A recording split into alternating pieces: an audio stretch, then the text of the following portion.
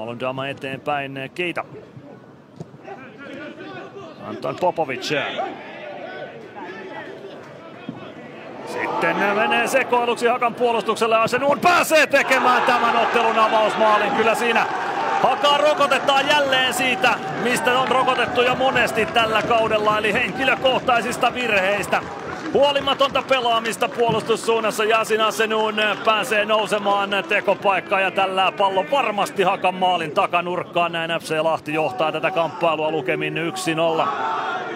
Siinä sekoilevat Anton Popovic, Johannes Kytilä ja Joonas Häkkinen. Popovic siinä ehkä päätähtenä tässä sekoilussa ja Yasin Asenoon ei anna kyllä mitään mahdollisuutta Jakob Tonnanderille tuossa tilanteessa.